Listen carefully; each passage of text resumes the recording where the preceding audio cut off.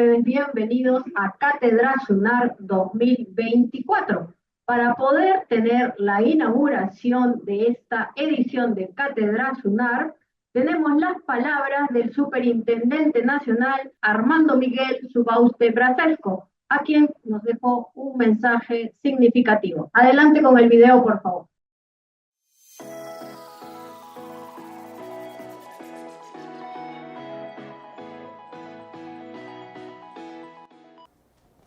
Buenas tardes.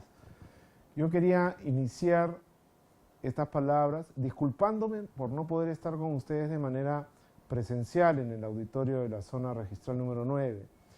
Quería decirles en principio que la SUNAR está muy complacida de que más de 900 estudiantes de los últimos años de las facultades de Derecho, Ingeniería y Arquitectura de las diversas universidades a nivel nacional estén con nosotros en este curso de capacitación que hemos ideado para ustedes, Cátedra SUNAR.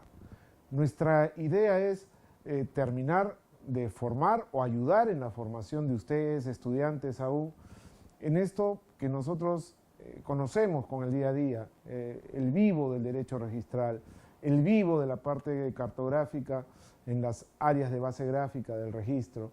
Nosotros queremos tener en el futuro personas, ciudadanos, que sepan cómo presentar las cosas ante el registro, que tengan idea de cómo es nuestra interna.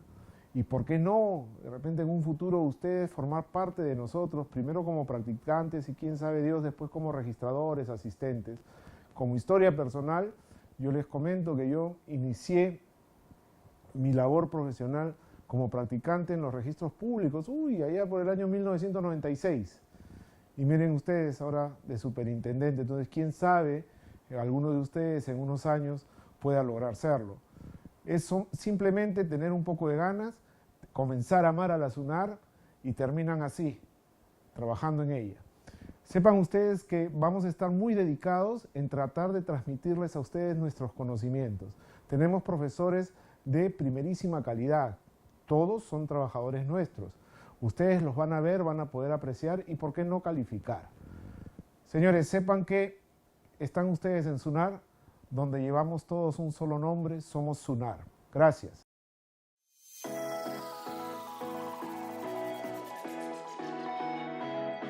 Agradecemos el saludo que nos dejó el Superintendente Nacional de los Registros Públicos y a continuación, en su representación, el Director Técnico Registral, el doctor Abel Rivera Palomino, a quien dejo en el uso de la palabra. Adelante, doctor Abel. Buenas tardes. Cátedra SUNAR es un espacio, esta es nuestra segunda Cátedra SUNAR, es un espacio ideado a partir de la Escuela de Formación Registral con el objetivo de difundir el derecho registral, difundirlo desde dentro, desde las personas que en el día a día trabajan y han construido el derecho registral en el Perú. El derecho registral, para los que estudian derecho o son ya abogados, es una especialidad del derecho que tiene una particularidad en nuestro sistema. Hay un antes y un después del derecho registral a partir de la creación de la Superintendencia Nacional de los Registros Públicos. Quien habla, por ejemplo, estudió el derecho registral como un curso lectivo y en algunas facultades no se dictaba el curso de derecho registral. Es realmente a partir de la creación de la Superintendencia Nacional de los Registros Públicos que esta especialidad toma un cuerpo, tiene importancia y comienza ya a extenderse en casi todas las facultades de derecho a nivel nacional. Y se convierte, obviamente, en una institución líder, que ustedes lo conocen. El año pasado hemos sido reconocidos con premios a la innovación, a la excelencia, a la gestión, como una institución que viene innovando frecuentemente. Entonces, Cátedra SUNAR tiene como objetivo difundir ello, pero difundir ello, repito, como lo dijo el superintendente, a partir de profesores que están trabajando en la institución, que son docentes universitarios, son registradores, en el caso del doctor Gilmer, que es el que va a inaugurar esta sesión del día de hoy, y que aparte son vocales del Tribunal Registral. Entonces estamos hablando de personas que cuando les transmitan su experiencia del derecho registral, lo van a realizar en el ámbito no solamente académico, sino en el ámbito de la experiencia propia del desarrollo del trabajo. Este año hemos querido darle también un agregado a Cátedra SUNAR. No solamente Cátedra SUNAR para estudiantes de Derecho, sino Cátedra SUNAR para el complemento de lo que es también el trabajo registral, que es la parte del por hecho, la parte técnica del tema registral. El tema registral tiene una parte jurídica y probablemente los expositores con mucho más tiempo y mejor lenguaje y transmisión se lo van a explicar. Tiene una parte técnica que viene a ser la parte que se vincula a lo que nosotros al interior conocemos como bases gráficas registrales, y ahí seguramente ellos le van a transmitir la diferencia con el tema catastral, que es un tema propio de los ingenieros y arquitectos. Entonces, este año, nuestra Cátedra SUNAR, repito, no solamente va dirigido a crear o a difundir el derecho registral para estudiantes de derecho, sino queremos difundir Cátedra SUNAR también para ingenieros y para arquitectos que se vinculan con un tema registral. Porque el derecho registral también es importante conocerlo, no solamente desde el punto de vista del aspecto del inmueble o del predio, que es, digamos, el aspecto con que socialmente está más reconocido lo que es los registros públicos. Entonces, buscamos difundir el derecho, buscamos que jóvenes estudiantes, jóvenes profesionales, abogados, ingenieros y arquitectos conozcan de esta especialidad, y como también lo expresó el superintendente, ¿por qué no generar ustedes la idea de por qué no incorporarse a la SUNAR, hacer una carrera en la SUNAR, ser funcionario de SUNAR, y por qué no, como el propio superintendente, llegar a ser superintendente? Yo soy director técnico registral, tengo 30 años trabajando aquí, casi mi vida profesional la he desarrollado acá. Entonces, buscamos transmitir el derecho registral, consolidar el derecho registral, expresarles o transmitirles la experiencia de docentes universitarios, trabajadores nuestros, que son al mismo tiempo docentes universitarios y que tienen una trayectoria técnica en el conocimiento del derecho registral y también en el tema catastral con las bases grandes. Meter o ingresar la idea de que el servicio público es una vocación, invitarlos a que tomen como una posibilidad de empleo o como una posibilidad de unirse a la SUNAR y hacer una carrera acá, porque ustedes son el futuro de la SUNAR. Las instituciones van a pasar, los cuadros obviamente se tienen que renovar. Si estamos aquí en algún momento, en cualquier momento vamos a dejar de estar aquí. Y lo importante para que las instituciones se consoliden, sigan creciendo, es justamente el intercambio correcto generacional que debe de haber. Y eso también es uno de los objetivos de Cátedra SUNAR. O sea, generar en ustedes la posibilidad de ver la institución en esta especialidad del derecho y en esta especialidad propiamente jurídica, la del saneamiento inmobiliario, como una posibilidad de empleo, una posibilidad de dar un servicio público, una posibilidad de aportar al país y aportar obviamente al fortalecimiento de la formalización en el país. Entonces, esa es la idea de Cátedra SUNAR. Repito, son más de 900 personas. El año pasado creo que volvíamos ese mismo número. Lo interesante de esto es que no solamente es para alumnos de la ciudad de Lima, sino a nivel nacional, lo que permite también a los docentes y a los propios estudiantes intercambiar experiencias entre ellos. O sea, aquí la idea no es solamente nosotros, por los docentes, por los que están a cargo del curso, transmitan su conocimiento, sino yo creo que el éxito va a estar por la cantidad de preguntas y dudas que ustedes tengan y que el docente les tiene que cubrir. Por tanto, no solamente asistan y escuchen las intervenciones, sino también formulen las interrogantes que ustedes quieran para efectos de saciar esa curiosidad que pueden tener. No se queden con la curiosidad, pregunten. Nosotros confiamos en que quienes van a dictar este curso son docentes, profesores universitarios y a los postres trabajadores de la institución que tienen la solvencia académica suficiente para responder esas dudas. Y si no la tienen, la investigarán y la próxima clase le darán la respuesta porque, como todos quienes trabajamos aquí, también todos los días aprendemos algo. Dicho esto, en nombre del Superintendente Nacional de los Registros Públicos, aprovecho antes de dar por iniciado este evento para agradecerle al doctor Pérez, que es el jefe de la zona registral número 9, que muy gentilmente permite y nos facilita este auditorio donde están ustedes, a efectos de dar por inaugurado este evento. Muchas gracias. En nombre del Superintendente, declaro inaugurado Cátedra SUNAR 2024. Gracias. Muchas gracias y damos un aplauso a esta inauguración y la foto inicial.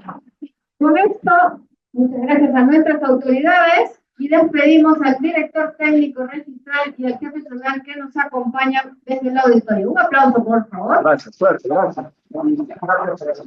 Y dejamos en el uso de la palabra al profesor del día de hoy, el doctor Gilmer Marrufo Aguilar, actualmente vocal del Tribunal Registral, a quien recibimos con un caluroso aplauso, por favor. Buenas tardes con todos los presentes. Antes de dar inicio, primeramente mi saludo al Superintendente Nacional de los Registros Públicos, el doctor Fernando Subauster Acesto, igualmente a los directivos que me acompañaron en esta inauguración, el doctor Abel Rivera Palomino, que es el director de la Dirección Técnica Registral, igualmente a nuestro jefe zonal de la zona 9, con quien hemos tenido el gusto de compartir también el área de trabajo. Así que, dicho esto, vamos a expresar nuestro agradecimiento a los organizadores de Cátedra SUNAR 2024 por permitirme en esta ocasión compartir algunas ideas, seguramente en un tema que es bastante clásico, digamos, y también de constante actualidad. Nos estamos refiriendo a los principios generales del derecho registral, ¿no? Y obviamente, ustedes tienen acá delante suyo a un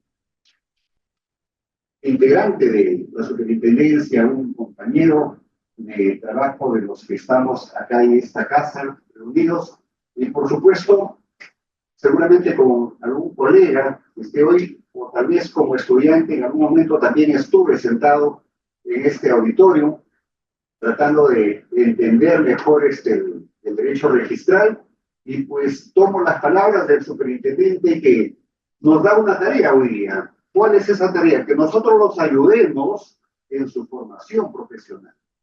Entiendo de que hoy estamos acá reunidos, algunos que vienen de la carrera de Derecho, creo que son en su mayoría, me imagino, también de Arquitectura, también de Ingeniería. Entonces, viene un siguiente mensaje del director técnico que nos dice hay que incentivarlos, hay que estimularlos a que se identifiquen con el derecho registral. Y claro, sin duda, el derecho registral nos da una oportunidad muy interesante para poder orientar nuestra vocación de servicio en esta materia. Quien les habla se apasionaba mucho por el derecho civil, y una de las áreas que precisamente se vincula mucho con la materia civil es el derecho registral. Ustedes tienen en su curso de la universidad que han llevado seguramente en los últimos años al derecho registral. Y es obvio que así sea, porque para tratar derecho registral tengo que transitar por el derecho de personas, tengo que transitar por el derecho de familia, tengo que transitar por sucesiones, tengo que transitar por derechos reales, etc., ¿no? Entonces, incluso normas del derecho internacional privado son necesarias conocerlas para poder entender bien esta materia. Así que estamos en una área que precisamente me exige conocer varios aspectos del derecho.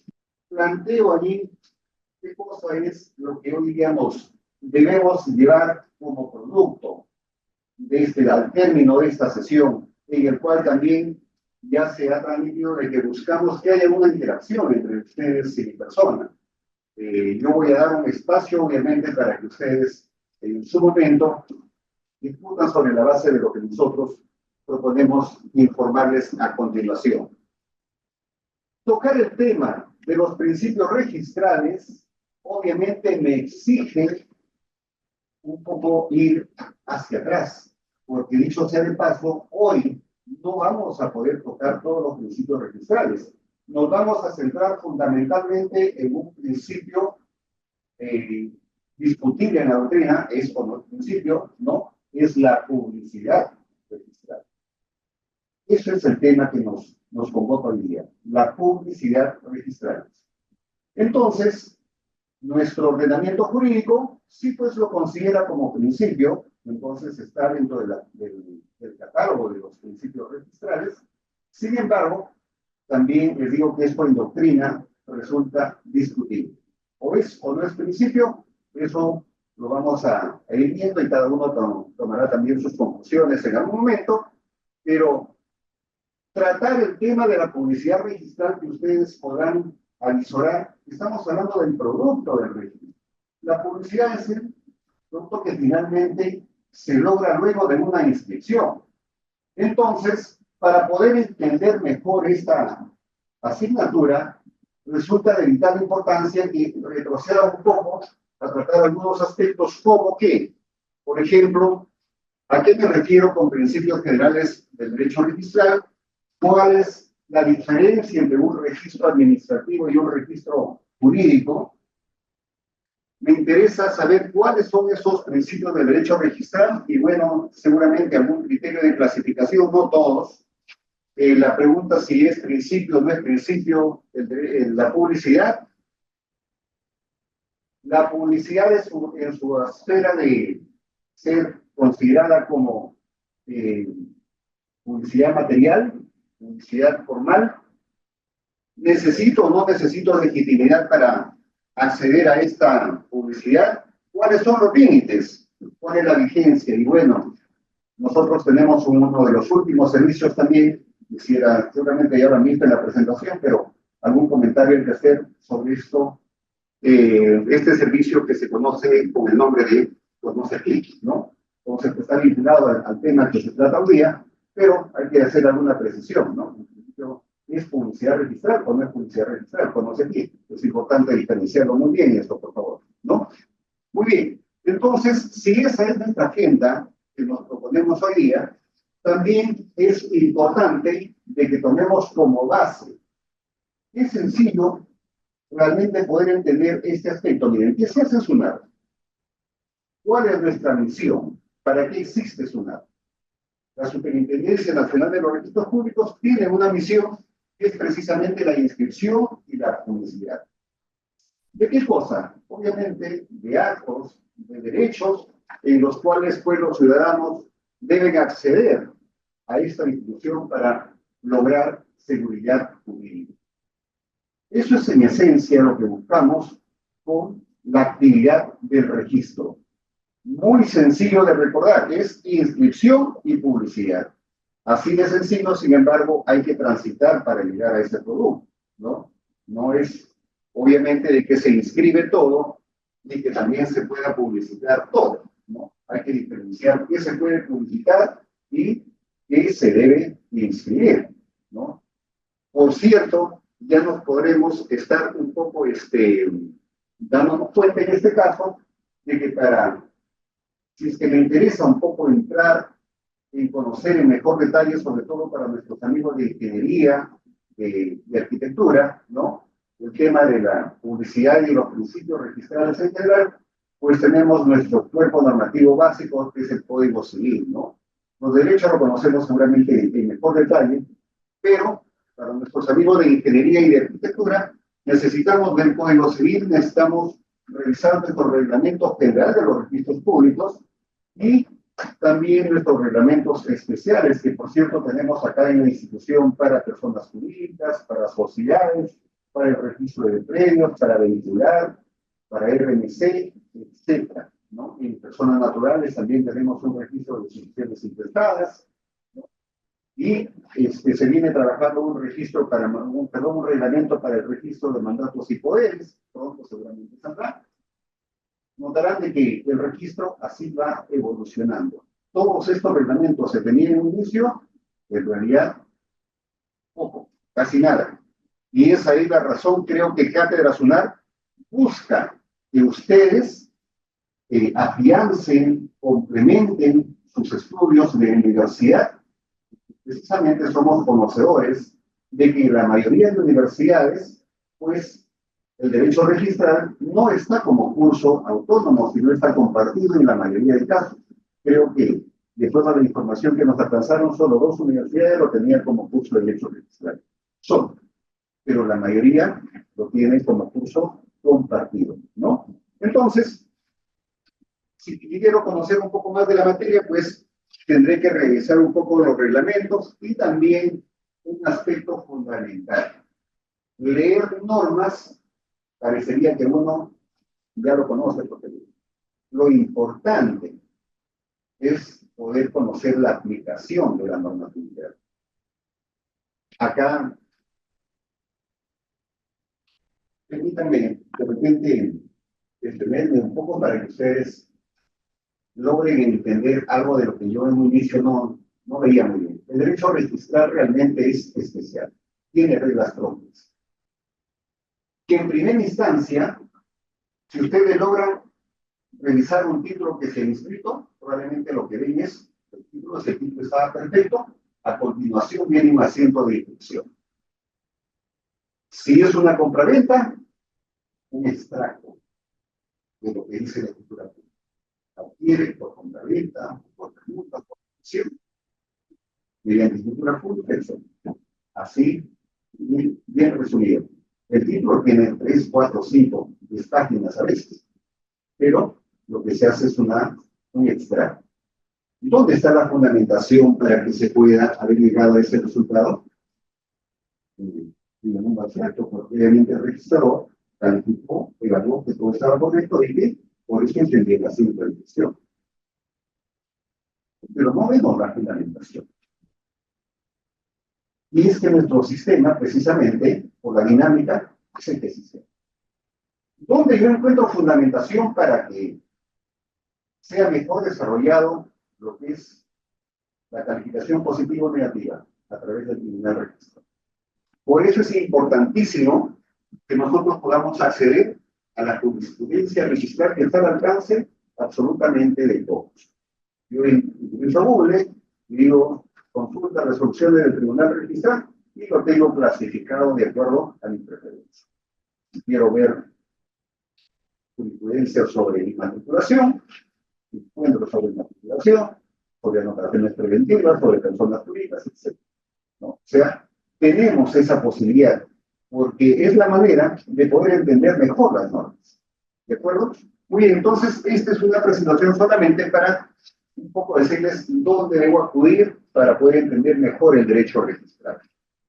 Seguidamente, miren, esto es una imagen que es bastante frecuente en nuestra localidad, ¿no?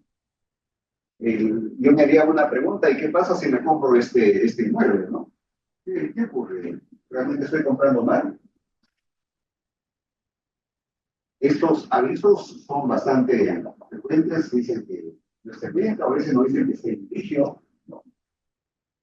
Y es que acá tenemos que preguntarnos para qué existe el registro. ¿Cuál es la función que tiene el registro? Este inmueble bien podría ser que esté inscrito, o tal vez se trata de inmueble que no esté inscrito. Miren, ¿qué pasaría si se trata de inmueble que no está inscrito? ¿Con quién contrata? ¿Con la persona que encontré en posesión? ¿O quien me dice ser el dueño? Y que me trae probablemente un instrumento. Y ese instrumento dice que adquirió de Juan. Yo quiero saber si Juan realmente podía transferir bien propiedad a Pedro. Y bueno, pues encuentro a Juan y encuentro que sí adquirió. Pero realmente Juan adquirió de Américo. Y tendría que seguir haciendo una secuencia casi imposible al infinito hacia atrás. Porque en algún momento esa cadena podría ser que esté iniciada. La contratación así no resulta dinámica. Y es precisamente la base para poder movilizar la economía. El registro cumple acá un rol fundamental. me abrevia ese trabajo. Y voy directamente al registro, y obviamente si este inmueble está inscrito, identifico quién es el propietario, y pues se supone que con él puedo contratar válidamente, ¿no? ¿Ok? Esta función de registro dinamiza el registro. Y ustedes dirán, pero entonces si llego al registro ya no necesito indagar las anteriores transferencias.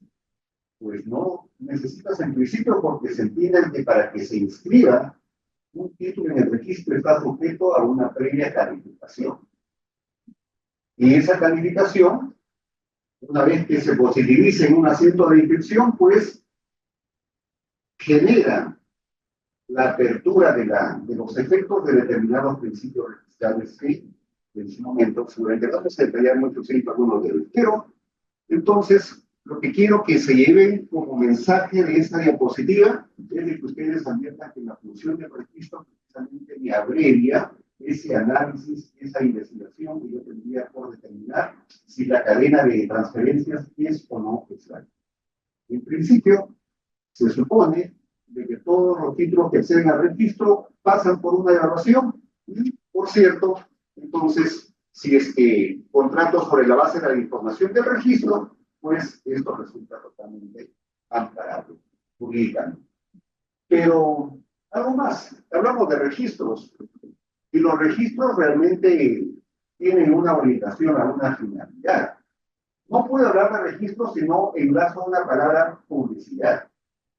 Y esa publicidad podría ser que se conozca una publicidad noticia o una publicidad. La publicidad noticia propia del registro administrativo, en el cual lo que busca es la divulgación y tal vez un aspecto de transparencia o una finalidad estadística, pero no es un registro que me genere efectos en la OMS, no me genera oportunidad. Entonces, imagínense, por ejemplo, tenemos un registro de discapacitados, un registro obviamente administrativo. Los registros jurídicos tienen una cualidad fuerte, generan una fuerza legal en base a unas presunciones jurídicas. Estas presunciones pueden ser absolutas o pueden ser relativas, ¿no? De eso precisamente se trata la sesión del día de hoy, de ver por qué es que a través de la publicidad del registro yo puedo adquirir bien, ¿no? Entonces, un registro jurídico, yo enlazo, por favor, publicidad de efecto. Eso tiene que quedar así bien definido. El registro jurídico es publicidad de efecto. ¿Y qué significa publicidad de efecto? Significa obviamente que los terceros se encuentran vinculados por la información que consta en el registro. Me es ocurrido. El señor Amador aparece como propietario de un determinado inmueble y está en registros públicos así escrito. Tengo que respetar su propiedad, porque el registro así lo dice. Y bueno, definitivamente no hay manera de que alguien diga que no es así. Y quien quiera discutir el tema tendrá que ir previamente al Poder Judicial o al arbitraje para decir que Amador no es el propietario. Entonces, esa es la publicidad que solamente lo da un registro jurídico, genera oportunidad. Idea central, por favor, entonces, que el registro jurídico genera publicidad, efecto, afecta a los terceros, y entonces vamos a ir detallando seguramente cómo funciona este tema. Bueno, ya lo dijimos, como noción previa entonces, vamos a generar publicidad, ¿no? Esa publicidad me sirve en dos niveles fundamentalmente. Me sirve en dos niveles fundamentalmente. Es una publicidad que obviamente se convierte en prueba, si es que lo necesito, pero es una prueba cualificada. Yo diría es una prueba privilegiada. Yo quiero acreditar propiedad con la información del registro. Estoy triplemente protegido. Nadie me podría decir, no lo eres, no. Mientras judicialmente o en vía arbitral no me demuestres que esto no es así, lo que dice el registro es la verdad oficial. Entonces, obviamente es una prueba, bueno, no, ¿no? A su vez, si estoy obviamente en el registro, estoy gozando de una garantía, esa garantía que se traduce en seguridad jurídica, ¿no? A eso apunta el registro, finalmente, a que se brinde seguridad jurídica a la ciudadanía. ¿Por qué acudimos al registro? Porque quiero proteger, obviamente, mi propiedad. O eventualmente porque tengo una empresa y quiero generar, obviamente, que la información y todas mis transacciones sean lo más asequibles a mis proveedores, a mis clientes. Acudo entonces al registro para lograr ya sea una prueba cualificada o una garantía de una seguridad jurídica.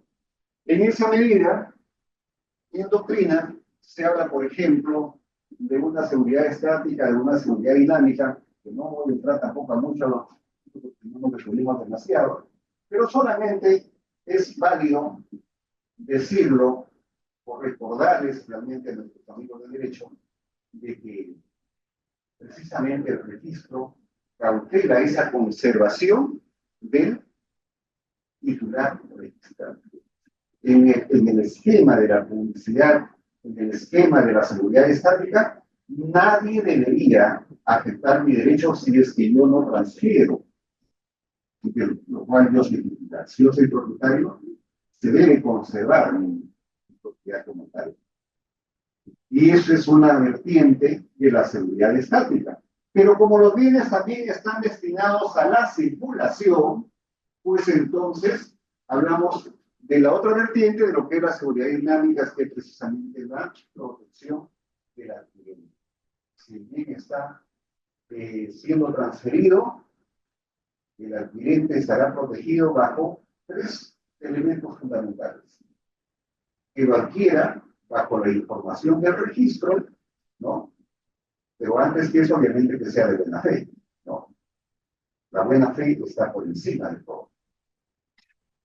Que lo adquiera por el titular registral y, obviamente, él como adquirente inscriba su derecho.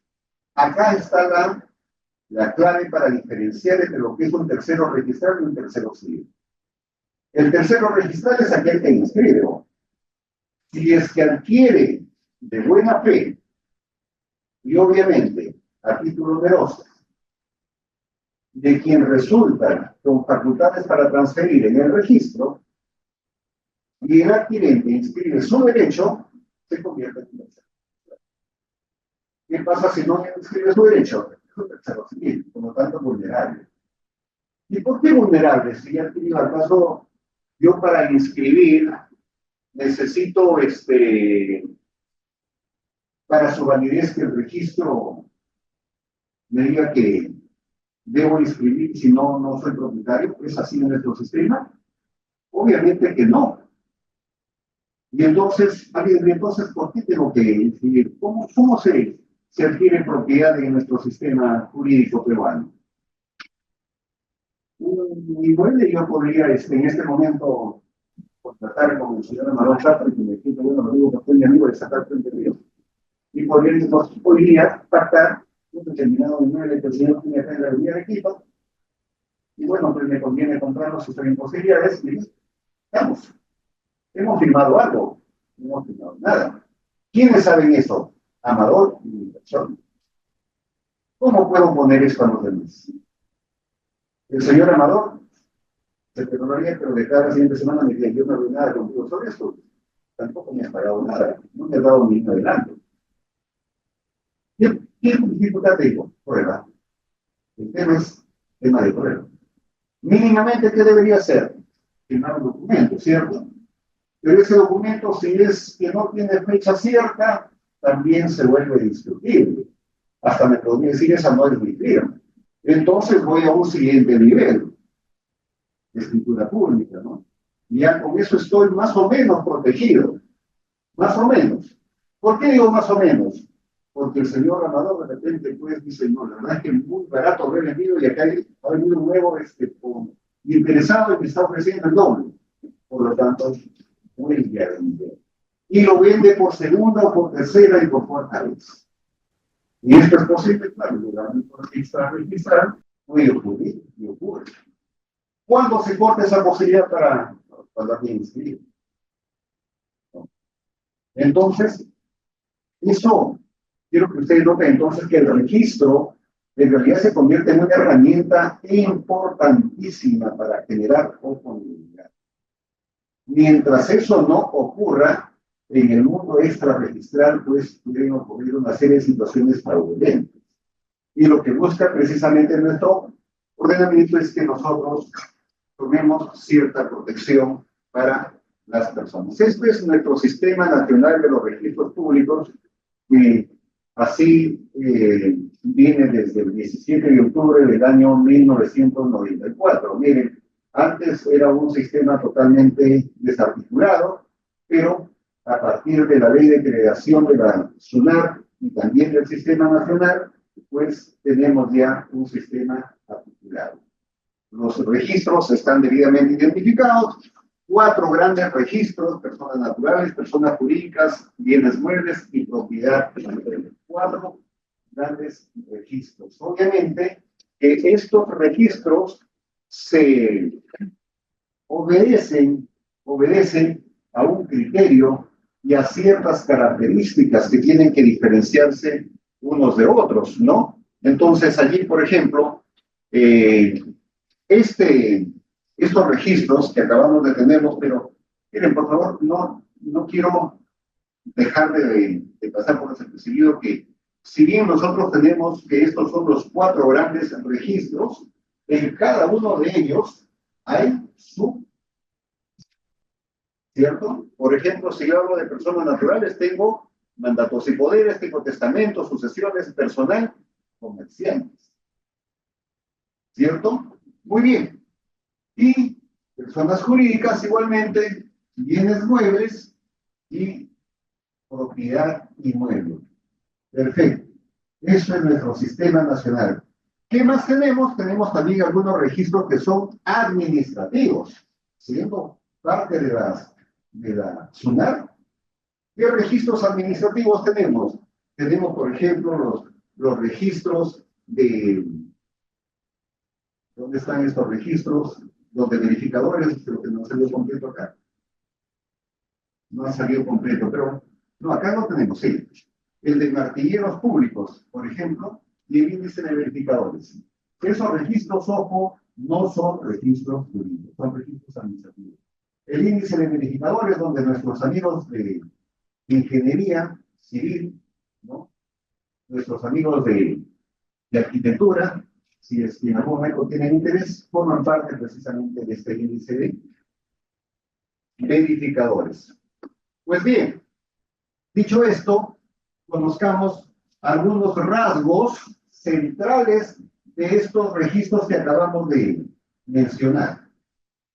¿Cuáles son esos rasgos centrales? Ya esto lo hemos identificado, hemos dicho que caracteriza al sistema registral el hecho de que se trate de un sistema declarativo, o regla declarativo. Alguien probablemente de derecho en este momento me dice, oh, en realidad, mis estudios reales me han dicho que la hipoteca es constitutiva. Sí, efectivamente, excepcionalmente tenemos algunos actos que son constitutivos, como la hipoteca, pues. En personas jurídicas, la constitución de la persona jurídica, por ejemplo, es constitutivo. Antes no hay personalidad jurídica. Pero son las excepciones. Por regla, nuestro sistema es declarativo. ¿Y qué implica que sea declarativo? Implica que el derecho nace fuera del registro. Llega el registro solamente a generar publicidad de un acto ya existente, ¿no? Y por eso es que un poco para clarificar el tema, yo les digo acá, por ejemplo, tengo una escritura pública del 10 de enero del año 2000 en una compraventa, pero la presentación del título ha sido en el año 2015. Se trata de una compraventa. Si es que en el 2015 yo estoy inscribiendo, en realidad, en esa fecha se ha dado publicidad, pero no significa que la transferencia haya ocurrido recién en el 2015. Ya la transferencia se dio mucho antes, incluso si usted recuerda 949, ¿no? Sí, está allí. Simplemente el registro lo que hace es publicitar una situación ya existente. ¿Y para qué lo publicita? Obviamente para generar efectos, ¿no? Muy bien. Pero además, siendo de que nuestro sistema está destinado a una previa calificación y por lo tanto se genera el efecto de legitimación acá, eso no impide que se pueda haber dado alguna situación anómala, alguna situación irregular contenida en el instrumento. Tal vez un instrumento que ha sido falsificado y bueno, que no se pudo advertir, ¿no? O eventualmente, pues, alguna afectación al titular con derecho inscrito. Entonces, estaríamos hablando de que si es que el título presenta algún vicio, pues vía judicial puede ser cuestionado el asiento de inscripción. Y el Poder Judicial podría declarar la nulidad. Entonces, nuestro sistema es no convalidable. Señores, lo digo eso porque obviamente el tema es demasiado amplio en esa parte. Ustedes dirán, entonces, hay sistemas que son consecutivos. Esto, ¿no? Y doctrina se tiene, los sistemas alemanes. Es un sistema consecutivo, o regla. Tenemos sistemas que son convalidantes, claro, el sistema australiano. Por ejemplo, ese es un sistema mucho más fuerte, que implicaría que si accedió al registro, era sacramentado. Pero están sujetos muchas veces a, obviamente, a seguros, a indemnizaciones, ¿no? Nuestro sistema no funciona así, sino es un sistema no convalidante. Y finalmente, también caracteriza nuestro sistema registral que somos un sistema de inscripción. Y acá, por favor, tener bastante cuidado en lo siguiente. Porque yo les digo que este es un sistema en el cual nosotros, obviamente, tenemos el sistema de inscripción que nuestra publicidad registral se da a dos niveles.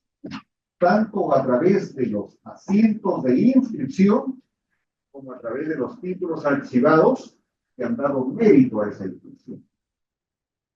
El gran problema que podría suscitarse es si alguien me dice, ¿y qué pasa cuando hay alguna discrepancia entre ellos? ¿No? Y eso obviamente puede haber ocurrido. Lo normal es que no exista discrepancia, que realmente exista una coherencia, una concordancia entre uno y otro. Que si bien el asiento de inscripción es un extracto, pero debe reflejar el contenido del título, ¿no? Entonces, nuestras normas, en un comienzo, la jurisprudencia había tomado partido por una postura de decir de que prevalecía el asiento de inscripción.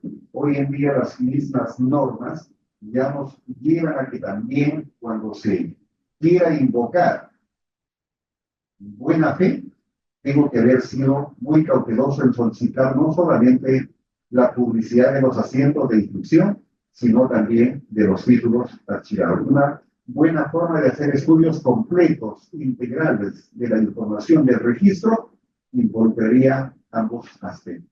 Títulos archivados y también, obviamente, el asiento de inscripción como siempre se ha venido dando. Acá, por favor, otra precisión que a veces nosotros en el algo registral, pues utilizamos mucho la palabra asiento y a veces hasta se confunde. Acá tenemos, por ejemplo, asiento de presentación, asiento de inscripción, no es lo mismo. Asiento de presentación está referido al momento en que yo presento mi título al registro. Ese es el momento en que yo ingreso el título por el diario. Ahí se genera un asiento de inscripción. Sería el equivalente al número de expedientes que a veces se genera en el Poder Judicial, ¿no? Eso es lo que pasa en el registro. Y mi asiento de inscripción va a ser la consecuencia, el producto del momento en que ya el registrador calificó positivamente el título y obviamente genera un asiento de inscripción para incorporarlo a la partida registral, ¿no? Finalmente, la partida registral viene a ser un conjunto de asientos de inscripción que se van emitiendo obviamente en forma ordenada y en forma organizada. Perfecto. No olvidar entonces que esto es nuestro sistema registral peruano, declarativo, no convalidante, dice, que organiza en base a los asientos de inscripción, teniendo en cuenta que la publicidad también comprende los títulos archivados que dan mérito a dicha inscripción. Pues bien, ingresemos a lo que estamos refiriéndonos a los principios registrales, y en esa materia resulta válido, entonces, tener en cuenta, si hablamos de principios registrales, por favor, miren lo que estamos diciendo, ¿no? No necesariamente hay que entender de que cuando se trata de principios, nos vamos a encontrar positivizados en normas. No necesariamente es así.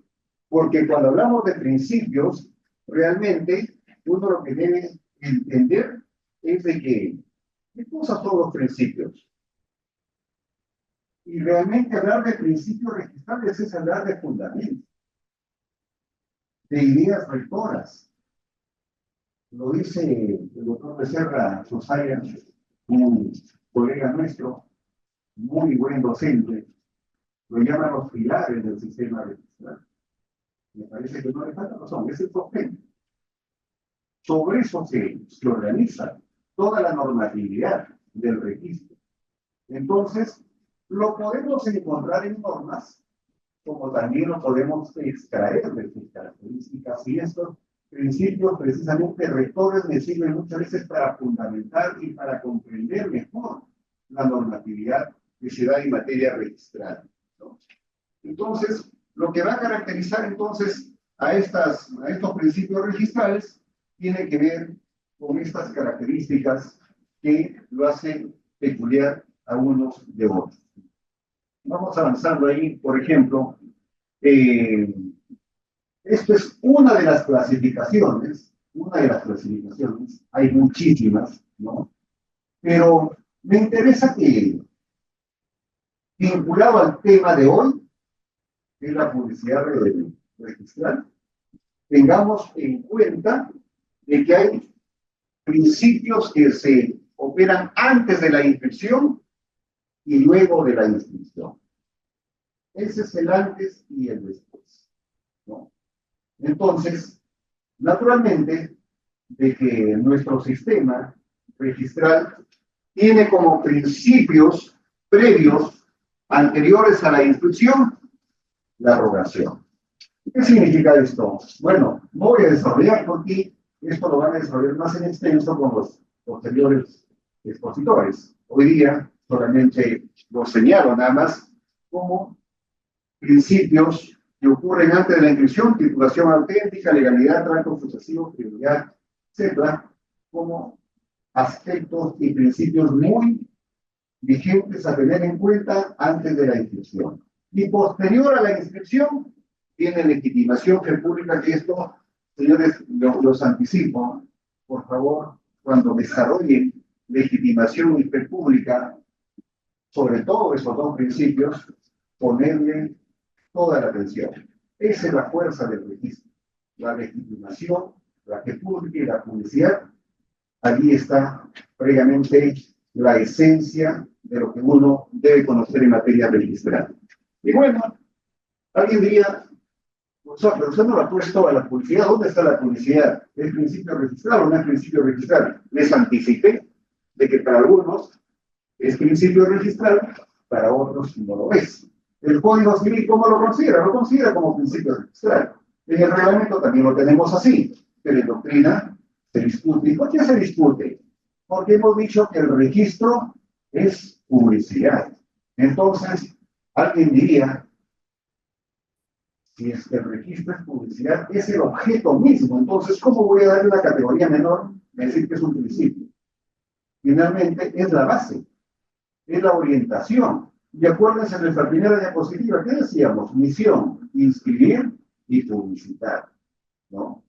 Cuando hablamos de la inscripción, por ejemplo, lo que decimos, finalidad del procedimiento. ¿A dónde orienta? A la inscripción. Pero más allá, obviamente, inscripción, por así, no tendría ver sentido si no es porque busca la publicidad, ¿no?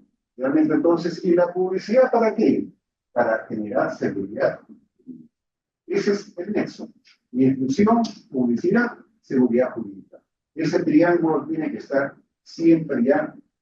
Un alumno que ha llevado derecho a registrar y que nos ha escuchado hoy día tiene que sí o sí tener en cuenta de que el registro se puede. Es el título, es la inscripción, es la publicidad y es la seguridad jurídica. Eso lo tengo que tener así de claro, ¿no? Muy bien, entonces, allí está nuestro tema central.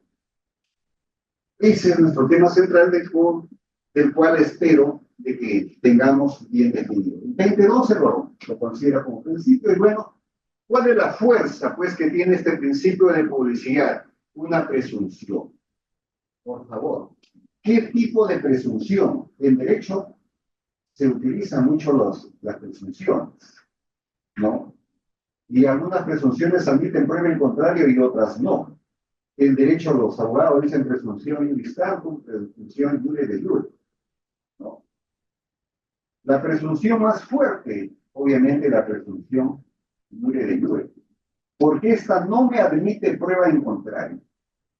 ¿Qué me está diciendo el principio de publicidad? Se presume sin admitirse prueba en contrario. Señores, pero yo me encontraba hospitalizado, estaba desmayado ese día, ¿cómo voy a conocer? No hay forma, no puedo discutir, no pierdas tiempo en ese aspecto, porque simplemente ya el derecho ha generado una presunción absoluta que no admite prueba en contrario. Tú puedes preocuparte de desvirtuar esto cuando es una presunción iuris tantum.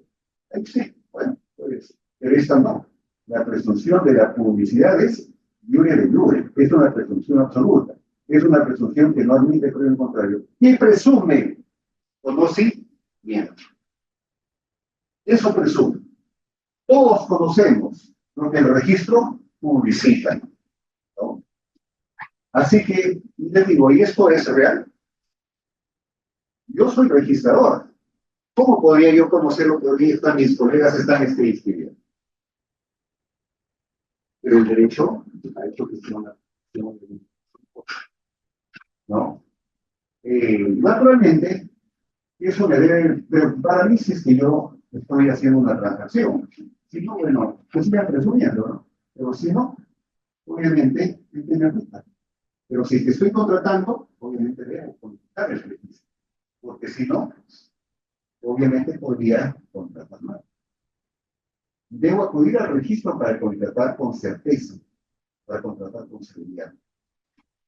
¿Qué presume entonces? Conocimiento del contenido de las inscripciones. Y obviamente también acá tener muy en cuenta de que esta publicidad que se conoce en el título publicidad material genera una afectación, ¿no? Tanto a lo que se refiere a las inscripciones propiamente dichas como a las anotaciones preventivas. Estas referencias, por favor, lo hago porque estamos en el campo registral y es importante que ustedes diferencien muy bien. O sea, cuando se genera un asiento de inscripción, podría ser que este asiento de inscripción tiene carácter definitivo o tiene carácter provisional, transitorio. Por ejemplo, yo podría estar extendiendo en este momento una medida cautelar. Sin embargo, eso es transitorio, ¿cierto? O una medida, una anotación de demanda, puede ser transitorio. Pero si yo inscribo una compraventa o inscribo una sentencia que define el derecho de propiedad de determinado ciudadano, eso es carácter definitivo. Inscripciones están referidos a estos actos propiamente definitivos. Todos los demás tienen la categoría de anotaciones preventivas. Pero la publicidad, la presunción de conocimiento, comprende todo. Tanto a las anotaciones preventivas como a los asientos de inscripción propiamente. Muy bien, entonces, resumiendo este tema, vamos a tener muy presente entonces que el contenido de las partidas registrales afecta a los terceros aun cuando no hubieran tenido conocimiento efectivo, dice la completo, pero se refiere a conocimiento efectivo, ¿no? Claro, o sea, en buena cuenta, tener presente de que, pueda que conozca o no, igual me afecta, porque estoy ante una presunción absoluta de conocimiento. Con esto redondeamos la idea. ¿Qué efectos surgen de la publicidad material? ¿Qué efectos surgen de la publicidad material? Redondeamos acá la idea, por favor. Primer efecto, cognoscibilidad. Cognoscibilidad. Que no es más que, por favor, posibilidad de conocimiento. Claro, si es que me van a generar una sanción tan fuerte de decirme que se presume que yo conozco, debo tener posibilidad de conocimiento. Conocimiento efectivo no necesariamente, sino al menos posibilidad de conocimiento. Eso es conocimiento en términos registrales. ¿Ya? Tenía la posibilidad de conocer y por tanto, entonces, se genera el efecto de conocibilidad. Inoponibilidad. Traducido esto en que lo no inscrito no me es oponible. Lo no inscrito no me es oponible. ¿De acuerdo? Entonces, hay una prevalencia, hay una protección para quien inscribe. El tercero, registral, está protegido porque inscribe. ¿De acuerdo? Y hay un efecto legitimador. Naturalmente, legitimador porque quien aparece como titular registral está apto para actuar con todas las ventajas y la fuerza que le da el registro de presunción, de certeza, de exactitud. Cuando hablen de legitimación, por favor, les dije, eso es el otro principio muy fuerte, que igual desde la fe pública, para que ustedes diferencien ahí otro tipo de presunción. Ya no es una presunción libre de duda. Lo dejo ahí, mi tarea simplemente para que les den más amplitud, pero también ahí tenemos los efectos de la publicidad material, que hemos dicho publicidad, inoponibilidad y obviamente la legitimidad o legitimación. Finalmente, si es que yo estoy ante una presunción tan radical, iure de iure, de presunción de conocimiento de las partidas registrales, pues entonces yo debo tener acceso. Y esto es la otra vertiente, la otra cara de la moneda de la publicidad. Una cara de la moneda, la publicidad material, y la otra la publicidad formal. ¿Cuál es la traducción de la publicidad formal? Garantizar el acceso. Que todos tengan posibilidad de conocimiento.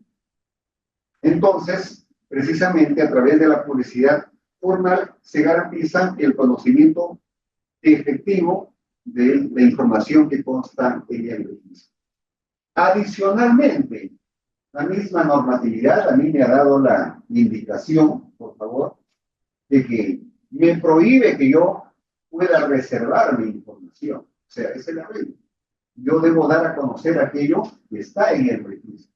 Salvo, acá, también la excepción, los que somos abogados, seguramente conocemos que en derecho es así, reglas generales, y por ahí la excepción, ¿no? Salvo que, obviamente, se estemos ante normas prohibitivas o de afectaciones al derecho de la intimidad personal. Eso, en determinados registros, impide que se pueda dar publicidad, ¿no? Entonces, ¿cómo yo sé si estoy legitimado o no para poder solicitar la publicidad? En principio, toda persona lo puede solicitar. ¿Bien? Toda persona puede solicitar la información de nuestro registro. Claro, porque si nos afecta a todos, con presunción de conocimiento, entonces también todo lo podemos solicitar. Es la consecuencia lógica. ¿Qué me pide? Debidamente identificado. Muy sencillo, no me pide nada. Obviamente tengo que estar identificado, ¿no? Y me pide que el sustente, el motivo, el por qué yo estoy. No, sin expresión, no necesito. Cualquiera lo puede solicitar. Lo único que me pide es que cumpla con alguno de los derechos registrables que corresponde al servicio de publicidad que estoy solicitando. Prácticamente me pide solo dos cosas. Identifícate, obviamente, y paga tus derechos registrables y puedes solicitarlo. Nadie te va a preguntar para qué lo pides. Simplemente estás en posibilidad de solicitarlo. Posibilidad de conocimiento, ¿no? Si no, no sería factible. Y en esa línea, entonces, los límites, norma prohibitiva o eventualmente la protección del derecho a la intimidad, que lo encontramos en determinados registros, obviamente, no en todos, ¿no? Normalmente, ¿en qué registro lo encontramos? En personas naturales, ¿no? De repente tenemos un tema de causal de divorcio, ¿no? Yo publicito de que se ha producido el divorcio de A y B, pero no tengo que decir que es por determinada causal, ¿no? Y si alguien me pide el título archivado, tengo que ser muy cuidadoso, tiene legitimidad o no, tener mucho cuidado. Temas de interdicción, de inhabilitación de personas naturales. Por ahí alguien me diría, doctor, usted me está dando de interdicción, usted ya no ha quedado desfasado, y habría que decirles, tener cuidado. O sea, la interdicción sigue vigente para determinadas situaciones, como ebrio electoral, pródigo, toxicómano, para ellos sigue vigente, ¿no? Lo que ha quedado derogado es para los discapacitados. Ahora se habla del sistema de apoyos y salvaguardas, ¿no? Pero no es que ya no contemos con interdicción, seguimos teniendo para los habituales toxicómanos, ¿no? Los gestores, etcétera, ellos siguen teniendo tema de interdicción. Muy bien, causales de pérdida de la patria potestad, por ejemplo, condición de adoptado, ¿no? Estas situaciones no tienen por qué darse una publicidad. Y bueno, les cuento así algo pequeño nada más, porque ya quiero concluir esta parte para que ustedes se interactúen.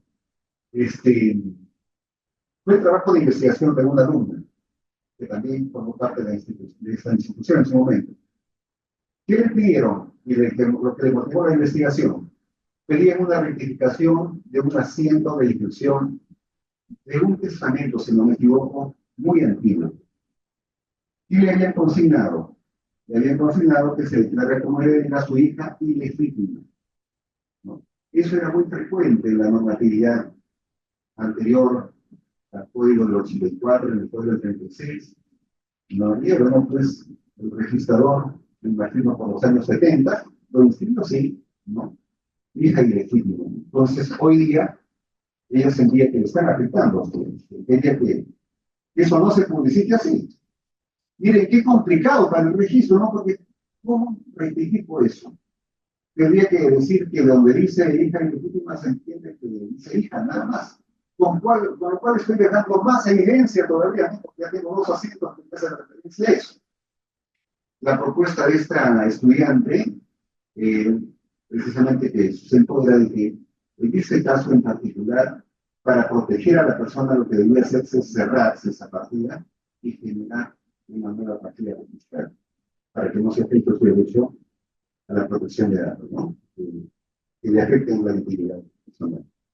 Interesante propuesta, bueno, pero esos son algunos de los límites que, por favor, quiero que lo tengan muy presente.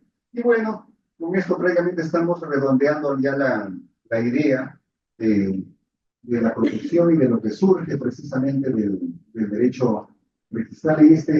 En esta diapositiva lo que tratamos de transmitir es cómo el registro, ojo, cómo el registro protege aquellos asientos que están publicitados, los cuales, ojo, los cuales no necesariamente significa de que la situación real esté presente así hoy día.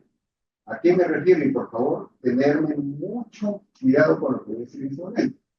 ¿En qué momento coincide exactamente el registro con la realidad extrarregistral? En el momento del acto. Posterior a la inscripción, obviamente pueden haber ocurrido muchas cosas que el registro ya no lo está publicitando.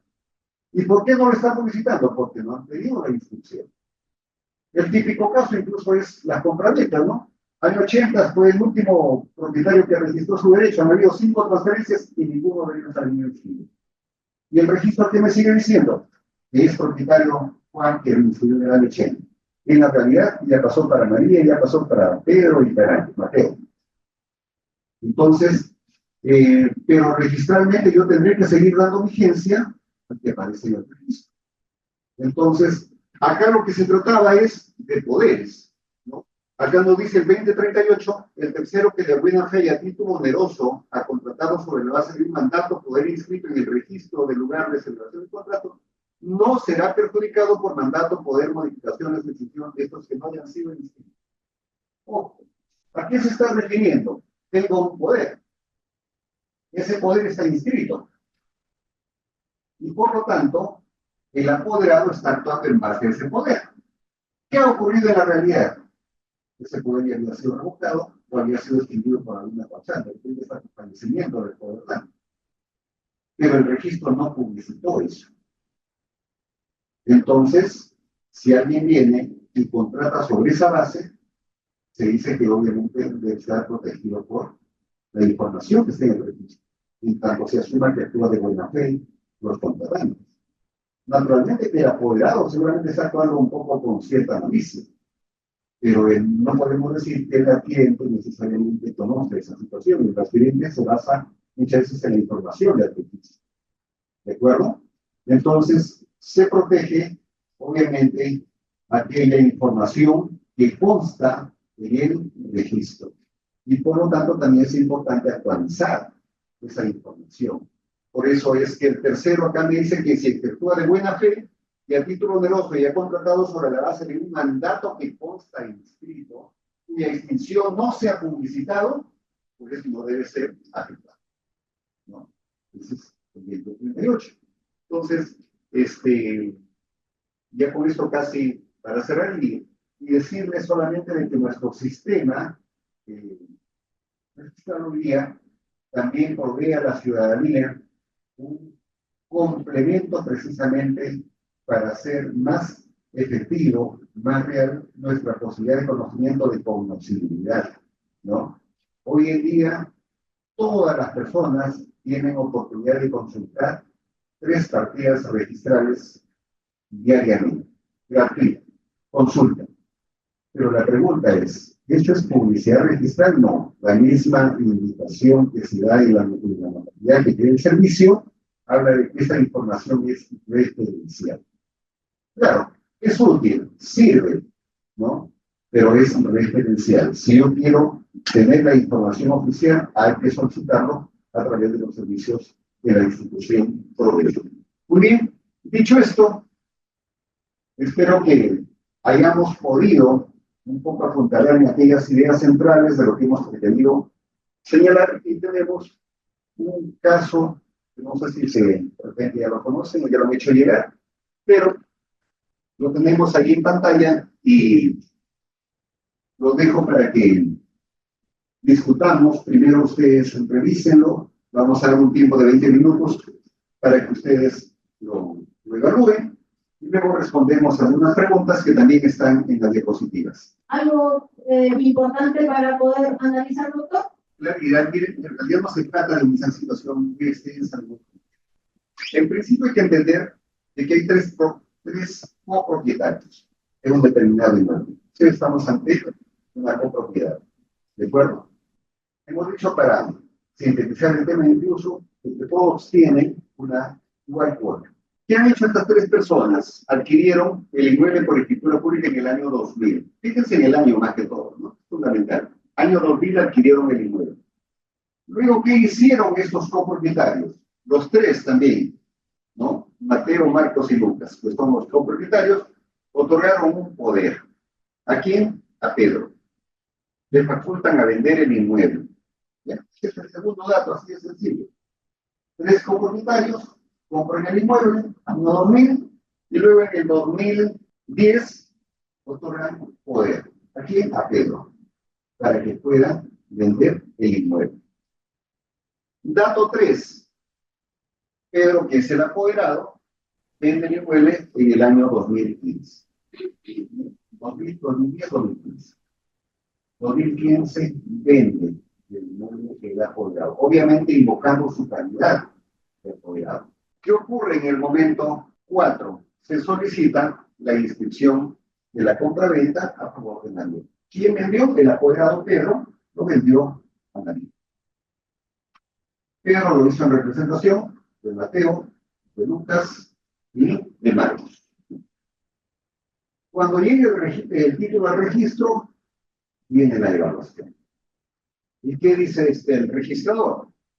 Observa el título. Y le dice, un momento, 2013, según la información que yo tengo del RENIEC, año 2013, he efectuado la consulta en línea y me dice que Marcos había fallecido. No se repite. ¿No? Interesante, miren, porque la venta cuando se hizo, 2015. Y le está diciendo que en 2013 Marcos ya había fallecido. Según mi información obtenida de dónde? Del RENIEC. Además le dice, ojo, Lucas también en el año 2012, también consta que ha fallecido según se advierte de qué? Del registro de sucesiones intestadas. ¿No? Entonces, ya eso es evaluación del registrador y le dice, pues, tiene estos defectos el título que has presentado. ¿Quién es el único que seguiría vivo aparentemente? Sería Mateo. ¿No? Mateo nada lo dice. ¿No? Entonces, ante esa situación que me plantea el registrador, observa el título y ¿qué nos dice el administrado? ¿Qué nos dice María? ¿No? Reitera su solicitud de inscripción, ¿no? Le dice, por si acaso, yo en el 2015 es cierto he contratado, pero yo no he conocido del fallecimiento de Marcos ni de Lucas. Además, yo tramité una vigencia, y esa vigencia me dieron un día antes de mi firma de escritura pública, ¿no? Entonces, estos son los hechos, esa es la argumentación del interesado. Así que vienen las preguntas que están ahí a continuación y que ustedes obviamente lo van a analizar y luego lo debatimos. Es una pregunta. ¿Y si el registrador cómo se llama? Judas, seguro, ¿no? Sin embargo, sí considero que es importante que en materia de calidad, uno de los hermanos si había fallecido y había tenido una sucesión, podría haber un tipo de injerencia por parte de la asociación de Estado para que puedan practicar que estaba vinculada con la pregunta número 2. Esa fue como el... Correcto. Sí, bueno.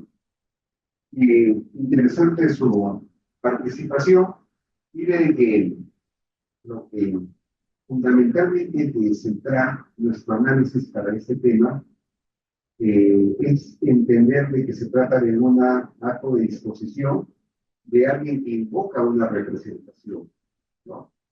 Pedro dice, yo soy apoderado de Marcos, de Mateo, ¿no? Y de Lucas. Y por eso estoy haciendo la transferencia de propiedad del inmueble. Y el poder, así consta, pues, en registros públicos, ¿no? Entonces, en la realidad, ¿qué estamos notando? De que ya dos de ellos habían fallecido con anterioridad. El único que estaba en posibilidad de vender era Mateo, pero Marcos y Lucas habían fallecido con anterioridad. Entonces, primera precisión sobre este tema, bueno, yo he dicho si es válida o no es válida, pero en realidad habría que preguntarse, ¿qué pasa en nuestro sistema jurídico con la venta de bien ajeno? ¿Es factible o no es factible? ¿No? Y acuérdense de que nuestro sistema jurídico, obviamente, sí contempla la figura de la venta de bien ajeno. Podríamos nosotros incluso asimilar a esta situación, pero obviamente se trata de una situación, en todo caso, de ineficacia del acto, porque está sujeto a la posibilidad de ratificación, ¿no? Sí es factible que pueda ratificarse ese acto. Entonces, es más, podemos desdoblar la participación del apoderado en principio en representación de Mateo, es absolutamente válido, porque sigue siendo el apoderado. Pero respecto de Marcos y de Lucas, ya el poder se había extinguido. Sin embargo, el registro no lo está publicitando, ¿no? Entonces, miren, por favor, la importancia de que estos registros de mandatos, poderes, sucesiones, testamentos, guarden una concordancia con la información de las partidas de propiedad inmueble. Hoy en día, y el caso es a propósito porque hoy en día la normatividad también ha contemplado la posibilidad de que cuando se tramita una sucesión intestada, pues se hace una anotación de oficio de las extensiones de los poderes. Esto es totalmente factible, en algunos casos sí, en otros tenemos serias dificultades. Tenemos serias dificultades sobre todo por los casos de homonimia. Y siempre que a veces en las partidas no encontremos el dato de la identificación con DNI, porque la única forma de tener certeza de que esa es la persona es realmente con el documento de identificación, ¿no? Quería participar nuestro amigo. Buenas tardes. En realidad tengo una consulta en relación a una pregunta. Y es, se basa en lo que he comentado, mi consulta es si las cartas poder, en base a esta discrepancia que sucede en la actividad que está contemplada, el registro público, pero si lo acaba de ocurrir según el caso, sería menester que una carta poder sea de naturaleza inscribir en los registros públicos, y en segundo lugar, si el caso es inscribible, ¿de qué naturaleza es? ¿Es de naturaleza pública o es de naturaleza privada? Y si el caso sea privada, entonces efectuaría bajo mandato judicial o legal, ¿no? Eso sería mi pregunta. Muchas gracias. Gracias por su participación. ¿Su nombre? Daniel. Me permite aclarar un tema importante y que lo van a desarrollar ustedes en las sesiones siguientes. Titulación auténtica. ¿De acuerdo? El principio de titulación auténtica me exige como pauta central de la calificación que las instrucciones se van a realizar en base al instrumento público. Entiéndase, para el caso concreto de análisis, escritura pública. Las cartas poder definitivamente no podrían dar mérito a una inscripción en este caso, ¿no? Entonces debe ser por escritura pública y naturalmente que una vez que se llega a inscribir, pues esta inscripción tiene carácter público, ¿no? El registro tiene esa naturaleza. Entonces, sin embargo, también yo veo de que hay un aspecto que no estamos, de repente la siguiente pregunta nos va a ayudar a clarificar eso. Los herederos de Lucas pueden ratificar la compraventa. Creo que anticipé un poco de que los actos que son realizados en este caso por los apoderados que no tienen ya la representación son susceptibles de ser ratificados, ¿no? Entonces, bueno, la segunda pregunta es implícitamente de que ya está contestada. Un voluntario para la pregunta 3 que dice, ¿hasta cuándo surte efecto la vigencia de poder otorgada el 9 de enero del año 2015?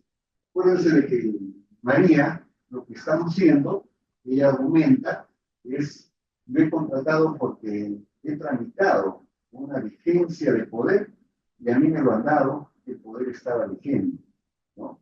Entonces, esa pregunta, por ejemplo, es muy interesante y sobre todo en la casuística como se ha dado. En lo que yo les estoy transmitiendo en este caso que les he planteado, claro, está adaptado un poco, pero recoge en una situación de la realidad. La señorita, un número, la que participó, tiene usted 8, 2, 4, 6, 7, con el de azul, justo le toca a usted. De anteojos. Sí, por favor. ¿Su nombre? Gio. Gio. Muy bien, Gio. Bienvenido y a ver, ¿qué consideran de esta pregunta número 3? Que nos está preguntando, ¿hasta cuándo surte efecto la vigencia de poder que ha sido otorgada el 9 de enero del año 2015? Esta es una pregunta interesante que nos permite despejar una interrogante central del tema de hoy también. Bueno, en el caso de escritura pública, la escritura pública termina cuando se presenta un documento de culminación, ¿no?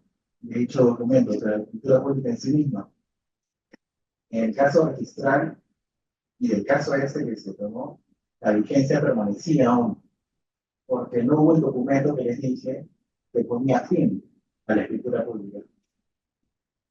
Bien, sí. Necesitamos diferenciar ahí algunos aspectos. Uno es la información que tiene la escritura pública, otro es la información que se da en el asiento de inscripción que viene a ser un extracto, y otro es la publicidad formal que otorga el registro. Esa publicidad formal que en este caso obedece a un certificado positivo de vigencia de poder, donde el certificador de la institución le ha dicho: este poder, he revisado la partida, no se ha inscrito ninguna exención, por lo tanto está vigente. Eso es lo que ha otorgado el certificador. Pero acá, ojo, la pregunta va orientado a qué. ¿Hasta cuándo surge efectos esta vigencia que me otorgan el día 10 de enero del año 2015? Hasta el día 11, hasta el día 15, 3 meses, 15 días. ¿Cuándo surge efecto esta vigencia? Esta pregunta es adrede. ¿Saben por qué? La publicidad que brinda el registro es como una fotografía. Grábense esa idea. Es como una fotografía. Refleja la realidad de ese instante, de ese momento que el certificador otorga esa vigencia. ¿Por qué motivo es así? Porque yo no sé qué pasa en el minuto siguiente. En el minuto siguiente puede ingresar un título que me cambia la situación como estaba reflejada. Porque la publicidad finalmente acá es dinámica, es continua, es organizada, pero no permanece estática. Puede irse modificando. Entonces, lo que ustedes tienen que llevarse el mensaje hoy día es que la publicidad que se otorga es vigente a ese instante en que está siendo emitida, ¿no? Luego de eso, ya no podemos garantizar nada, porque la situación puede variar. ¿De acuerdo? Entonces, clarificamos este hecho y el amigo Gio nos da otro número de 1 a 5, nomás por favor, para no extendernos mucho. 3, perfecto, amigo. 1, 2, 3, la señorita de anteojos aquí. Su nombre, señorita. Sí, por favor. Sofía. Muy bien, Sofía. Pregunta 4 nos dice: teniendo en cuenta que el registrador no observó la venta que realizó el apoderado en representación de Mateo, ¿procede la inscripción de las acciones y derechos de Mateo a favor de María? ¿Qué piensa usted? Mire que el apoderado también actuó en representación de Mateo. Mateo no está fallecido. Mateo está bien. ¿Podríamos inscribir la transferencia de las acciones y derechos de Mateo? Sí, sí, él puede ratificar que su poder en cuanto a parte de lo que le corresponde a la propiedad sí se podría inscribir, pero también tendría que entrar, si hablamos de la totalidad del inmueble, tendría que entrar el heredero de Lucas, y en cuanto a Marcos, saber quién es el propietario, ¿no?, de la parte que era propietario del inmueble. Bien, a ver, identifiquemos el caso. El caso es de que Mateo tiene un apoderado, y ese apoderado obviamente está legítimamente actuando porque él no está fallecido. Si es que se deseara inscribir solamente las acciones y derechos que transfiere Mateo, naturalmente pues no necesitamos en ese caso de alguna ratificación, porque la ratificación estaría en función de los que han fallecido. Dense cuenta que cada uno tiene una cuota de acciones y derechos. En el caso de Mateo, obviamente sería factible, pero para eso, parte del tema del procedimiento judicial que se va a entrar en estudiar en una sesión posterior, me lleva a entender de que necesito formular seguramente un desistimiento parcial de mi rogatorio, porque mi título quería que se inscriba todo, las acciones y derechos de los 3 copropietarios, vale decir, María adquiría el 100%, pero ante este defecto, sería factible de que se formule un desistimiento por parte de las acciones y derechos de Marcos y de Lucas, en que se inscriba solamente la cuota que correspondía a Mateo, ¿no? Entiéndase, sí, adelante, sí. O sea, en la pregunta, más que todo quedó ratificar un poco los conceptos que se explicó de la pregunta 3, y un poco lo que se está explicando ahora de la pregunta 4.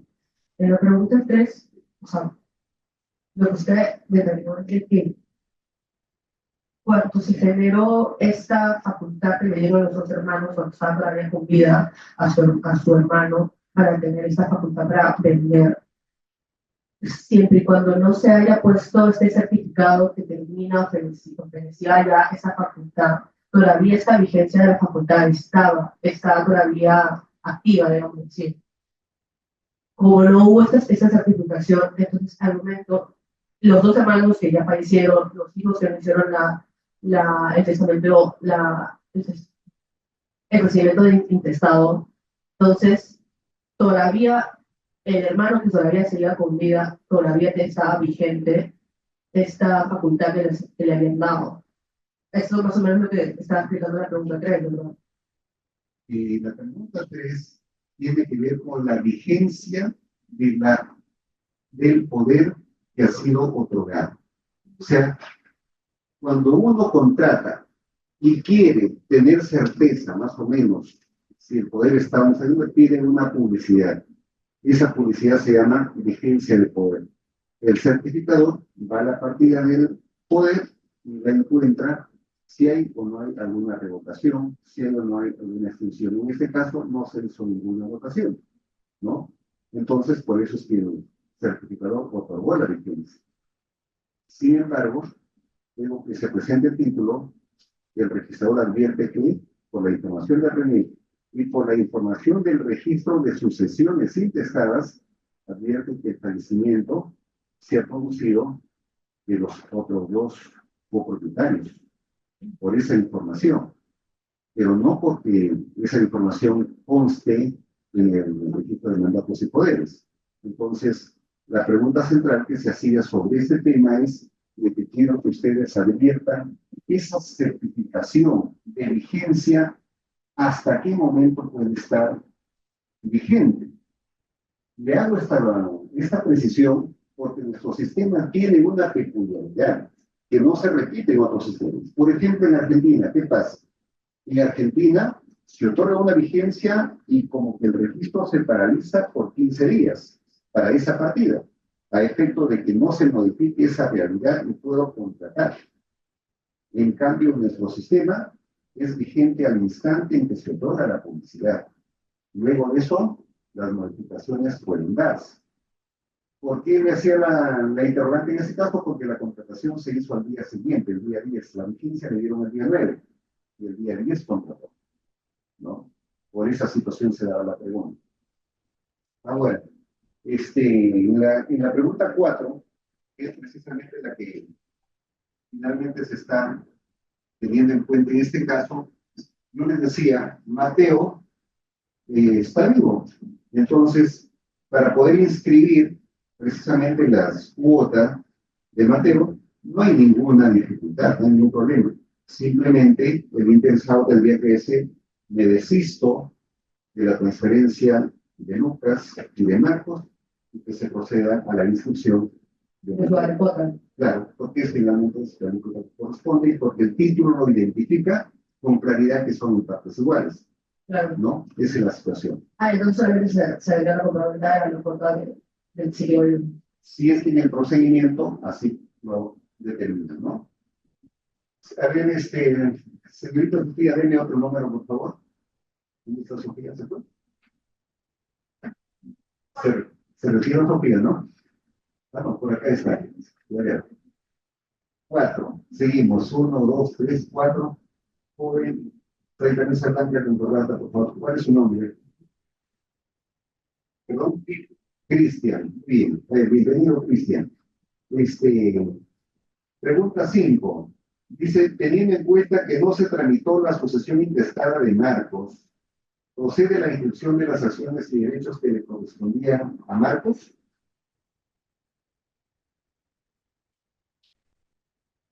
Es cierto, no se tramitó la sucesión intestada, junto con el presidente que hemos estado conversando el tema. El registro de personas. El registro de personas naturales sería totalmente distinto al registro de bienes e inmuebles. Por lo tanto, a ver, La, la pregunta formulada, miren que me permite que ustedes identifiquen un aspecto central de la calificación del registro. Cáptenme, por favor, bien esta idea, que a veces no las entiendo, es difícil para las personas que por primera vez a veces solamente tenemos la formación en la universidad y no tenemos la práctica. ¿Qué sucede en la calificación del registro? Normalmente se califica con la partida vinculada. ¿Dónde me han pedido a mí inscribir? En la partida del registro de propiedad inmueble, ¿cierto? Entonces la calificación se hace en función de la partida vinculada. Yo reviso la partida del registro de la propiedad inmueble y me siguen como propietarios Marcos, Lucas y Mateo, ¿no? Pero, si bien es cierto, la calificación se hace con la partida vinculada, ocurre algo muy peculiar con las partidas del registro de mandatos y poderes, con el registro de sucesiones y con el registro de testamentos y con el registro personal. Ocurre algo muy peculiar. Quien me dice, si es que yo estoy calificando un acto, una transferencia en el registro de propiedad inmueble y alguien me invoca representación, tengo que ir a la partida del registro de mandatos y poderes. Pero no solamente eso, tengo que verificar el registro de sucesiones intestadas y el de testamentos para ver si por ahí de repente ocurrió algún reducimiento. En el caso concreto de esta pregunta, ¿a qué nos estamos refiriendo? Creo que es a Marcos, ¿no? Marcos, ¿no? Muy bien. Y acá, por favor, está la clave de la clase de hoy. Marcos, ¿se tramitó sucesión intestada o no se tramitó sucesión intestada? No se tramitó. ¿Cómo se dieron cuenta que ha fallecido Marcos? Por venir. Esta es la clave de la sesión de vida. Nosotros hemos dicho de que la información que aparece en un registro jurídico, SUNAT, es una información vinculante, genera efecto. En este caso, esa información no consta en el registro de SUNAT. No está, es un dato que el registrador ha obtenido de manera complementaria a través de la información del RENIEC. Y acuérdense que en este caso, entonces, si no se tramitó la sucesión intestada, no hay forma de afectar la información que está, obviamente, en el registro público. ¿Ya? Entonces, mucho cuidado, precisamente, en diferenciar si la información que obtengo es de un registro jurídico o no lo es. En este caso analizado, la información fue fuera del registro jurídico. Bien. Sí, adelante.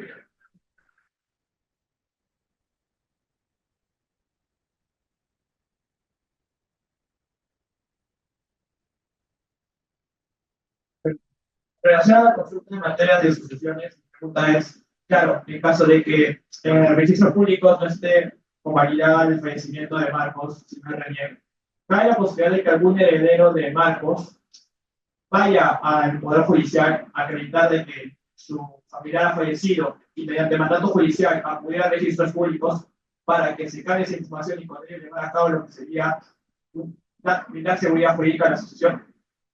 Muy bien. Interesante, está complementando usted la idea de la sesión de hoy día. Claro, el trámite que hay que hacer para poder sanear esta situación es, acuérdense de que el 660 del Código Civil, cuando me habla de sucesión, lo que me está diciendo es que ocurrido el fallecimiento, los derechos se transfieren a sus sucesores. Pero bueno, esa es la parte material. Yo necesito instrumentalizarlo para que eso realmente opere en la realidad. Y para eso tengo dos caminos. O me voy al notario o me voy al juez, ¿no? Hago mi trámite de sucesión intestada. Parte del procedimiento es de que en cuanto se admite la demanda o la solicitud, se anote preventivamente en el registro.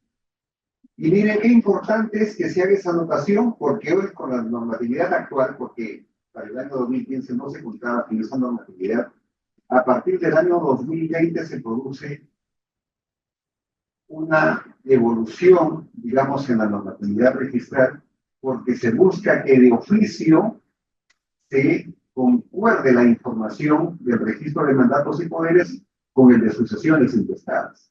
De tal manera de que si es que me comunican que hay un fallecimiento, entonces debo buscar la información si este causante tiene o no tiene un poder, ya sea como otorgante o ya sea como apoderado. Entonces, en ese escenario, vamos a poder conocer y por lo tanto proceder a la extinción de oficio. Esa es la normatividad actual, no vigente en el 2015, por eso es que en el 2015 hemos tenido esas dificultades, ¿no?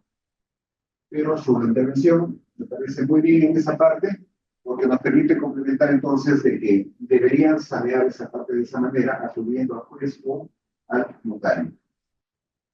Un número, jóvenes, por favor. 5, 1, 2, 3, 4.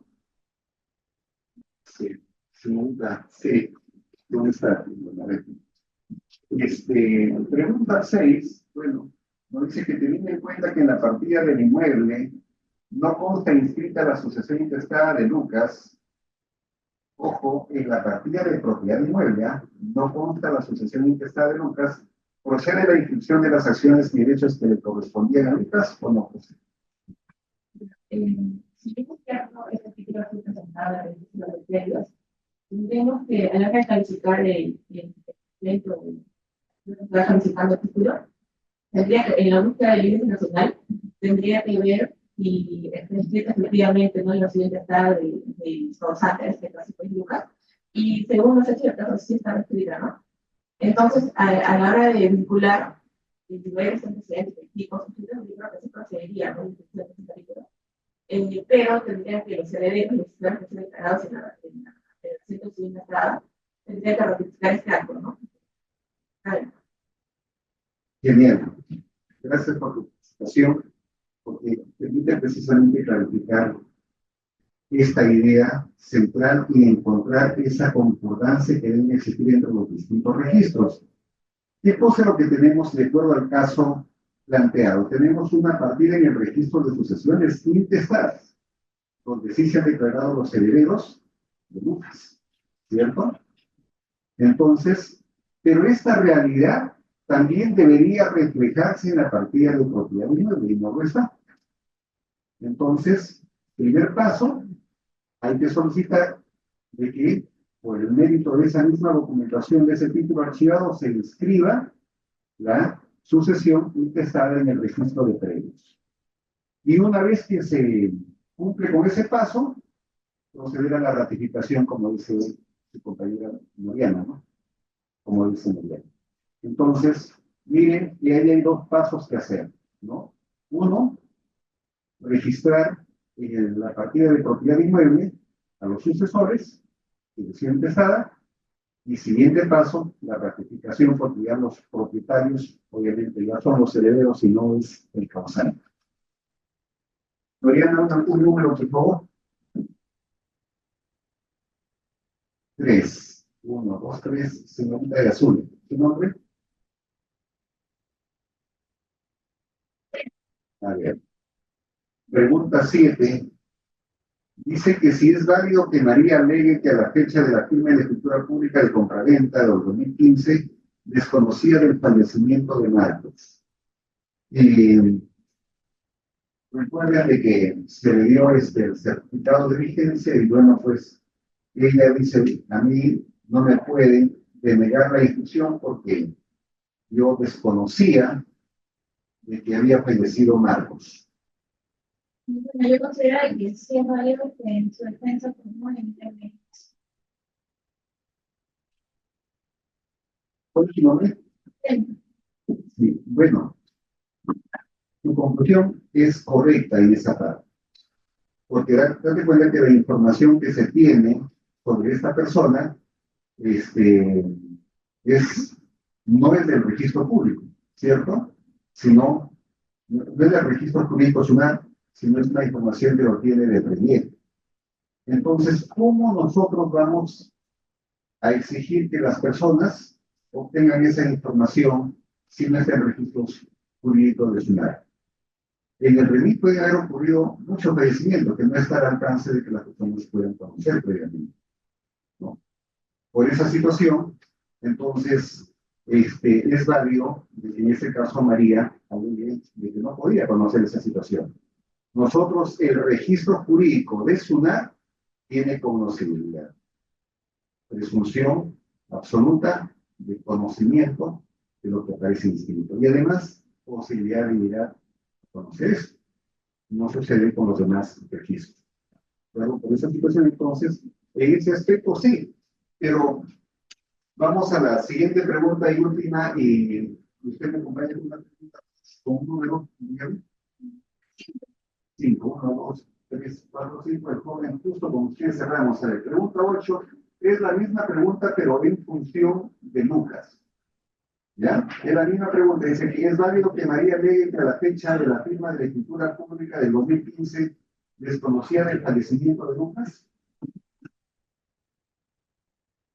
¿Qué diferencia hay entre Marcos y Lucas? La diferencia es que en el caso de Lucas hay sucesión intestada. En el caso de Marcos no hay sucesión intestada. Entonces, acá precisamente la pregunta es, ¿puedo argumentar válidamente de que yo desconozco la información del fallecimiento de Lucas? ¿Puedo aducir eso en mi defensa de que yo desconozco la información del fallecimiento de Lucas? ¿Sí o no? No. ¿Por qué motivo? Tiene que ayudarme con esta pregunta porque si me dice el motivo, verdaderamente que se redondea la idea. Y si no, volvemos a repetir la clase.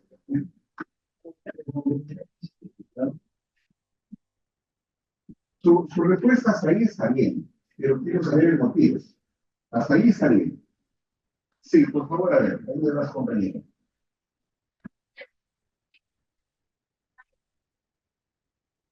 Gracias, gracias. Esa es la idea. Acuérdense, recuerden, de que yo no puedo alegar desconocimiento porque se trata de una presunción absoluta. Es una presunción iure de jure respecto a la información que consta en las partidas registrales. Y la sucesión intestada es un registro jurídico de sucesiones intestadas.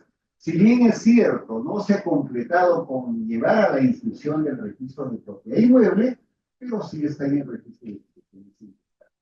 Por ese motivo, entonces, yo no puedo alegar desconocimiento. Sí era factible de poder conocer. Le agradezco por su participación y bueno, espero de que todos hayan podido más o menos entender como ideas centrales y de cierre, por favor, ideas centrales y de cierre de esta sesión, es de que la publicidad material supone presunción absoluta de conocimiento de la información que constan en las partidas registrales. No puedo alegar desconocimiento de eso.